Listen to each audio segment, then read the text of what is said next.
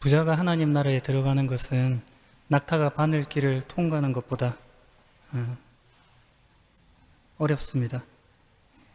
낙타가 바늘길을 지나가는 것이 더 쉽다는 거죠. 아마 교회를 다니고 성경을 조금 읽어보신 분들이라면 한 번쯤 들어본 그런 유명한 말입니다. 우리는 생각합니다. 낙타가 바늘길을 지나가는 것이 부자가 천국 가는 것보다 쉽다고? 낙타가 어떻게 바늘길을 통과해? 못하지. 그러면 부자는 천국 못 가는 거네? 에이, 이런 부자가 되면 큰일 나겠구나. 난 부자 되기 싫어. 빈털터리가 될 거야. 이렇게까지 생각이 나아가지는 않을 것 같습니다. 이렇게 생각하면 오해죠. 그런데 예수님께서 이 말씀을 하실 때 그것을 들었던 사람들이 그 정도의 당혹감, 충격을 받았습니다. 그래서 어떤 이들은 이것을 조금 더 상식적으로 이해하려는 노력을 했습니다. 바늘기와 낙타가 어울리기나 해? 왜 이런 말씀을 하셨지?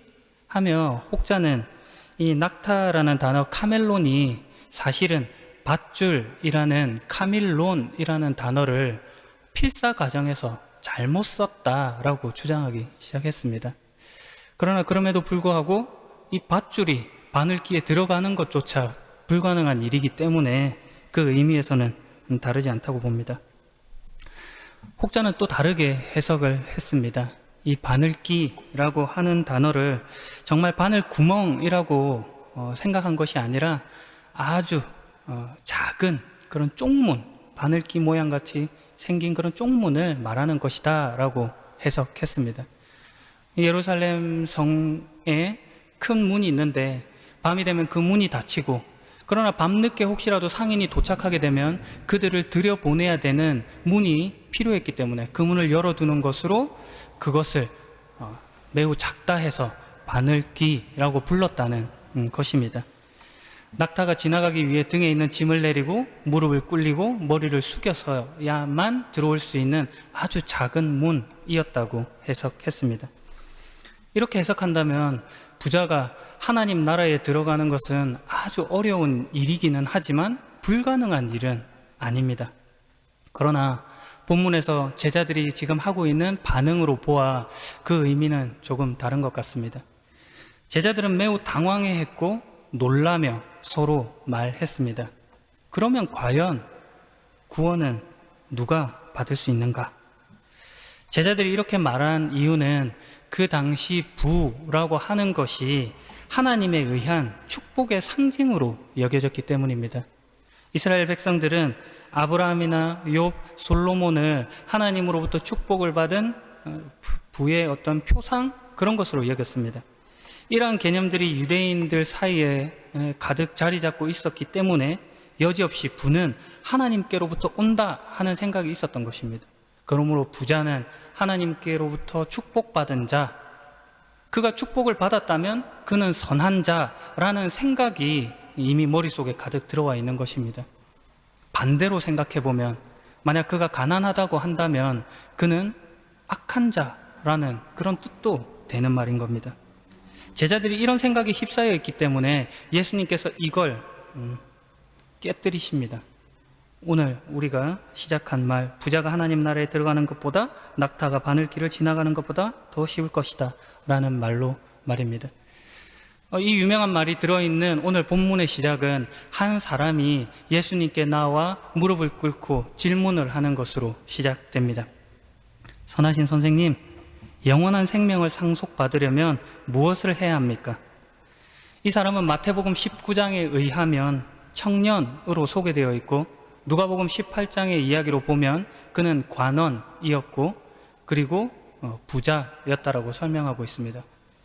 나이가 젊었으나 많은 부를 가졌고 지도자의 위치에서 명망을 얻은 그런 인물이라고 하겠습니다. 그런 그가 예수님 앞에 나와 무릎을 꿇고 여쭙는 것입니다. 선하신 선생님, 영원한 생명을 얻으려면 무엇을 해야 합니까? 영생이라고 하는 참으로 고상한 질문을 함으로써 그가 지금 무엇에 관심을 가지고 있는지를 보여주고 있습니다. 그러나 이 청년의 오해가 나타납니다. 그것은 그가 예수님을 선한 선생으로 이해했다는 것입니다. 초자연적인 이적을 행하고 그리고 탁월한 교훈을 주시는 그분, 그 예수님에 대한 소문을 듣고 그에 대한 기대감과 존경심으로 표현한 말이 선한 선생님인 것입니다. 그러나 여기서 그의 오해라고 하는 것은 예수님을 주님이라고 부르지 않고 선생님이라고 불렀다는 그런 차원의 말이 아닙니다. 여기서 그가 한 오해는 예수님을 선하다라고 부른 그의 관점에 있습니다. 이것은 이어서 나타나는 예수님의 대답에서도 드러나는 바입니다. 예수님께서 대답하셨습니다. 왜 나를 선하다고 하느냐? 오직 하나님 외에는 아무도 선하지 않다. 예수님께서 그의 생각을 교정하시고 싶은 부분이 바로 이 지점입니다. 선함, 선에 대한 오해가 그 부자 청년에게 있다는 겁니다. 마태복음 19장 16절에는 그가 하는 질문을 이렇게 표현하고 있습니다. 선생님, 영원한 생명을 얻으려면 어떤 선한 일을 해야 합니까? 그러자 예수님께서 대답하시길, 왜 선한 것에 대하여 내게 묻느냐? 선하신 분은 오직 한 분뿐이다. 이렇게 나오십니다. 그 청년은 지금 선한 일 그 자체에 지금 초점을 맞추고 있는 것입니다. 그가 생각하는 선이라고 하는 것은 옳음, 정당함, 바름이라고 하는 어떤 행위, 도덕적인 차원에서 지금 이 문제를 접근하고 있는 것입니다. 그런데 예수님께서 다른 말씀을 하시죠. 선이라고 하는 것은 네가 생각하는 것보다 깊고 넓다 하는 것을 말해 줍니다. 선하신 분은 오직 한 분뿐이다. 오직 하나님 외에는 아무도 선하지 않다. 선이라고 하는 말을 하나님과 연결시켜 설명하고 있는 것입니다. 그렇다면 예수님께서 말씀하시는 선이라고 하는 것은 구체적으로 무엇을 말합니까? 성경에서 말하는 선이라고 하는 것은 옳다, 착하다 하는 단순한 그런 용어가 아닙니다. 앞서 언급한 대로 하나님의 속성을 나타내는 말이고 그분의 뜻을 나타낼 때 쓰이는 것이고 그분의 뜻과 부합될 때 선이라는 말을 사용합니다. 태초에 하나님께서 하늘과 땅을 창조하시고 그 만드신 것을 보시고 심히 좋았다라고 했을 때 좋았다 하는 그 토부라는 말이 선입니다. 기준이 하나님께 있고 하나님으로부터 나온 것이다 라는 뜻입니다. 상대적인 선이 아니라 절대적인 선인 것입니다. 이 부자 청년이 그걸 오해한 것이죠. 선한 일을 계획하고 선을 말하고 있습니다. 그걸 내가 해보겠다고 하는 순간 그가 얼마나 선과 멀어지고 있는지를 모르고 있는 것입니다. 누구도 선할 수 없습니다. 로마서 3장 12절은 이렇게 이야기합니다. 모두가 곁길로 나가 하나같이 쓸모없게 되었다. 선한 일을 행하는 사람은 단 한 사람도 없다. 사람이 선을 만들어낼 실력도 수준도 되지 못한다는 것을 이야기해 줄 것입니다. 지금 부자 청년이 그걸 만들어 보겠다고 나온 것에 오해가 있습니다. 그러므로 예수님께서 이것을 지적하시죠. 이어서 이렇게 말씀하셨습니다. 네가 계명을 안다. 살인하지 마라. 간음하지 마라. 도적질하지 마라. 거짓 증거를 대지 마라. 속이지 마라. 부모를 공경해라. 그러자 그 사람이 말했습니다. 선생님, 저는 어려서부터 이 모든 계명을 다 지켰습니다. 아마도 부자 청년은 이렇게 대답하면서 내심 안도했을 것입니다. 이 모든 계명을 다라고 말하면서 자신만만했을 것입니다. 그런데 여기에 그의 두 번째 오해가 있습니다. 그는 대부분의 유대인들처럼 어려서부터 율법에 대한 교육을 받아왔고 그것을 반드시 지켜야 한다라는 어떤 의무감, 책임감으로 계명을 지켜왔을 것입니다. 그런 까닭에 그는 율법에 앞서서 이 선한 일이라는 자기만의 그런 도덕적 방식으로 이 율법을 이해하는 그런 우를 계속해서 범해가고 있는 것입니다. 율법으로 말미암아 그는 의로워질 수 있다고까지 생각한 것입니다. 그러나 율법은 도덕보다도 큰 것입니다. 갈라디아서 3장 11절은 분명히 이야기합니다. 율법으로는 하나님 앞에서 의롭다고 할 자가 없다. 의롭다함을 얻지 못한다는 것이 분명하다 하는 그 말씀이 기록되어 있습니다. 그렇다면 하나님께서 율법을 주셨는데 우리에게 좋으라고 주신 건데 그럼 율법은 도대체 무엇이고 왜 주셨냐 하는 그런 물음이 자연스럽게 따라옵니다. 이어지는 갈라디아서 3장 19절 이하가 동일한 질문을 하고 있습니다. 그렇다면 율법은 무엇을 위해 있습니까? 그리고 그 답을 이렇게 쭉 쓰고 있습니다. 율법을 사람에게 주신 것은 하나님께서 약속하신 아브라함의 특별한 자손이 오실 때까지 죄가 무엇인지를 밝히기 위해서입니다. 율법은 하나님께서 중보자의 손을 빌어 천사들을 시켜 만든 것입니다. 그러나 중보자는 한편에만 속해 있지 않습니다. 하지만 하나님은 한 분이십니다. 그렇다면 율법은 하나님의 약속과 반대되는 것입니까? 그럴 수 없습니다. 만약 사람에게 생명을 주는 율법이 있었다면 우리는 그 율법을 지킴으로써 의롭다함을 얻었을 것입니다. 성경은 온 세상이 죄에 갇혀 있다는 것을 보여주었습니다. 이는 믿음을 통한 약속을 주시기 위한 것으로 오직 예수 그리스도를 믿는 사람들만 받을 수 있습니다. 율법을 준 이유를 율법으로 말미암아 모든 사람을 죄 아래에 가두고 그리고 예수 그리스도를 통한 은혜를 성립시키기 위해서 주셨다라고 지금 말하고 있는 것입니다. 율법이 은혜를 바라보고 있는 것이고 예수 그리스도를 통한 은혜를 부각시켜 하나님이 주시는 은혜로 우리를 지금 몰아가고 있는 것입니다. 하나님께로 몰아가고 있습니다. 예수님이 없다면 답이 없구나 라고 하는 것을 지금 이 율법이 가르쳐주고 있는 것입니다. 그런데 이 부자 청년이 그걸 오해한 거죠. 율법, 계명 이런 것을 다 지킨다는 것으로 만족하고 있는 것입니다. 은혜에 초점이 있는 것이 아니라 율법에 초점이 있었던 것이죠.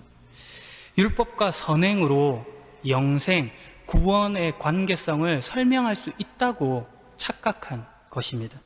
그러니 예수님께서 그 사람 보고 이렇게 말씀하십니다. 네게 부족한 것이 하나가 있다. 가서 네가 가진 것을 모두 팔아 가난한 사람들에게 주어라. 그러면 하늘에서 보화가 있을 것이다.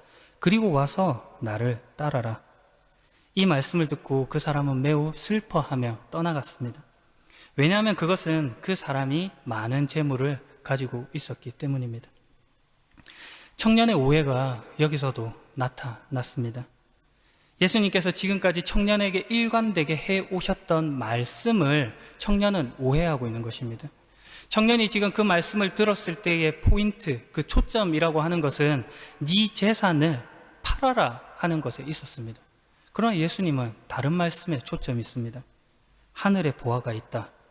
그러니 와서 나를 따라라. 이 말씀을 지금 하고 있는 것입니다.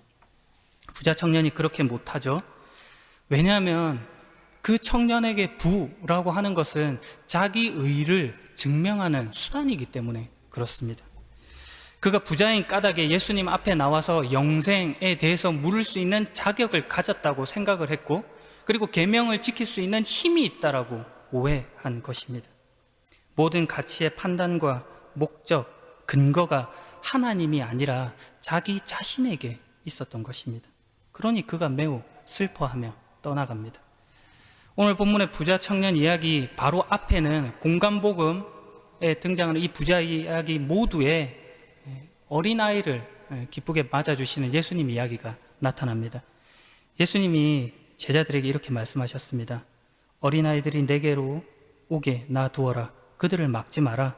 하나님 나라는 이런 어린아이와 같은 사람들의 것이다. 내가 너희에게 진정으로 말한다. 어린이처럼 하나님 나라를 받아들이지 않는 사람은 결코 그곳에 들어가지 못할 것이다. 어린아이와 같아라. 무슨 말씀 지금 하시는 거죠? 순진해라, 착해라, 거짓말하지 마라, 이런 이야기 하는 겁니까? 우리는 어린아이들이 얼마나 거짓말을 많이 하고 꾀를 부리고 야근지 잘 알고 있습니다. 그럼 지금 예수님께서 무슨 말씀을 하고 있는 겁니까? 어린아이라고 하는 것은 자신의 필요를 스스로 마련하지 못하는 자라고 하는 것입니다. 자기가 원하는 것을 얻기 위해 힘을 가져 권세를 부리는 것으로 뺏어오는 존재가 아니다라고 하는 것을 말하는 거죠. 도움이 필요한 자이고 남으로부터 모든 것을 받는 존재다, 이 말씀을 하는 것입니다. 이런 자가 하나님의 나라를 소유하게 된다는 것입니다. 어린이처럼 하나님의 나라를 받아들이지 않는 사람은 결코 그것에 들어가지 못할 것이다. 하나님의 나라는 통치권으로 임하는 것입니다. 그러므로 우리가 그것을 받아들이는 것이지 그것을 빼앗거나 만들어내는 것이 아닌 겁니다. 지금 부자 청년이 이걸 놓치고 있죠? 부족한 한 가지입니다. 가서 네가 가진 것을 모두 팔아 가난한 사람들에게 주어라. 그러면 하늘에서 보화가 있을 것이다. 그리고 와서 나를 따라라. 네가 가진 것과 하늘의 것이 대조되고 있습니다. 땅의 것과 하늘의 것, 내가 만드는 것과 하나님이 만드시는 것이 대조되는 것입니다. 하나님이 만드시는 것, 하나님만이 주실 수 있는 것으로 은혜가 강조되고 있는 것입니다. 단순히 가진 재산을 나눠라, 구제하고 헌금 많이 해라, 청빈하게 살아라, 이런 이야기를 지금 하고 있는 게 아닌 겁니다. 하나님만이 주실 수 있는 것, 은혜에 속한 것, 거룩에 속한 것은 독점할 수 없다는 겁니다. 은혜를 입은 자는 은혜로 살게 된다, 기꺼이 나누게 되고 값없이 주게 된다 하는 것이 은혜의 핵심이라고 지금 이야기하고 있는 겁니다. 은혜는 무한합니다. 하나님이 주시는 것이기 때문입니다. 하나님은 부족함이 없으신 분입니다. 이런 표현은 오히려 더 부족합니다. 하나님은 충만하신 분이십니다. 무에서 유를 창조하신 분입니다. 제자들이 더욱더 놀라며 서로 말했습니다. 그러면 과연 누가 구원을 받을까? 예수님께서 제자들을 바라보시며 오늘 절정의 말씀을 하시죠. 사람은 할 수 없으나 하나님께서는 할 수 있다. 하나님께서는 모든 것이 가능하다. 답이 이렇게 말해지는 것입니다. 고린도후서 8장 9절은 이렇게 말합니다. 여러분은 우리 주 예수 그리스도의 은혜를 알고 있습니다. 그분은 부요한 분이시지만 여러분을 위해 가난하게 되셨습니다. 그분이 가난하게 되심은 여러분을 부요케 하기 위함이었습니다. 예수님께서 이 땅에 오신 이유, 예수님께서 스스로 가난하게 되신 이유가 여러분을 부요케 하기 위함이라는 것입니다. 누군가 다른 존재를 위해서 자기를 비워내셨다는 것입니다. 그러므로 결국 재산을 팔아라 하는 말은 단순히 재물의 문제가 아니라 가난함, 자기 비움의 문제에 대해서 이야기하고 있는 것입니다. 예수님처럼, 하나님처럼 그런 말이죠. 그러니 나눔이라고 하는 것이 단순히 도덕적인 명령이거나 어떤 자기의나 자신이 가진 어떤 운 이런 것을 증명하는 수단으로 말해질 수 없는 겁니다. 우리가 믿는 하나님이 나타나신 증거이고 증언입니다. 사람은 할 수 없는, 내 힘 스스로는 만들어낼 수 없는 하나님이 만들어내시는, 하나님으로만 가능한 일입니다. 에베소서 2장 10절이 이렇게 이야기합니다. 우리를 창조하신 분은 하나님이십니다. 그리스도 예수 안에서 우리를 새 사람으로 변화시켜 착한 일을 하게 하신 분도 하나님이십니다. 하나님께서는 우리 안에 이미 오래전부터 선한 일을 계획해 놓으셨습니다. 우리의 삶이 선하게 되도록 그렇게 계획해 놓으셨습니다. 인간으로 스스로 선을 만들어낼 수 없다. 그러나 못할 일이 아니다. 왜? 전제가 분명하기 때문이다. 하나님이 이루신다는 겁니다. 하나님께서 목적하신 수준, 거기까지 우리를 자라게 하십니다. 선하게 만드십니다. 마지막 이야기로 설교를 마무리하려고 합니다. 오늘 부자 청년이 예수님께 나와 첫 번째로 했던 질문은 이것입니다. 선하신 선생님, 영원한 생명을 상속받으려면 무엇을 해야 합니까? 여기서 상속받는다, 얻는다, 소유한다 라는 동사 클레로노메소는 제비 뽑기라는 클레로스에서 유래한 말입니다. 제비 뽑기는 고대에 인간이 신의 뜻을 묻기 위해 사용했던 방법이고, 그리고 이스라엘 백성에게는 하나님께로부터 어떤 약속하신 땅을 받고 기업을 이렇게 받았을 때 그 가나안 땅에서 그 지파별로 그 땅을 나눌 때 사용했던 그런 방식입니다. 그러므로 이스라엘 백성에게는 기업, 상속 이런 단어들은 조건 없이 주시는 어떤 하나님의 분명한 사랑 이런 것들을 이해하는 그런 표현이었습니다. 어떤 일에 대한 노력의 대가로 받은 것 아니다 하는 것이죠. 조건 없이 주어졌다. 그런데 지금 이 부자 청년이 이 상속이라는 단어를 어떤 식으로 사용하고 있는지 보십시오. 선하신 선생님, 영원한 생명을 상속받으려면 무엇을 해야 합니까? 이 얼마나 이율배반적인 말입니까? 조건 없이 주어지는 상속에 대해서 이야기하면서 어떤 일을 해야 합니까? 라고 지금 말하고 있는 것입니다. 영원한 생명, 영생에 대해 그가 이런 오해를 하는 것입니다. 혹시 오늘 우리 가운데도 이런 오해가 있지 않은가 모르겠습니다. 하나님의 하신 일, 하나님께서만 가능한 일을 내 힘으로 만들어 보려고 노력했던 것은 아닌지 돌아보는 시간이길 바랍니다. 하나님께 감사함으로 우리가 답을 얻은 인생, 새 사람이 된 인생임을 고백하여 오늘 하루도 기쁨으로 나아가는 복된 여러분이길 예수 그리스도의 이름으로 축복합니다.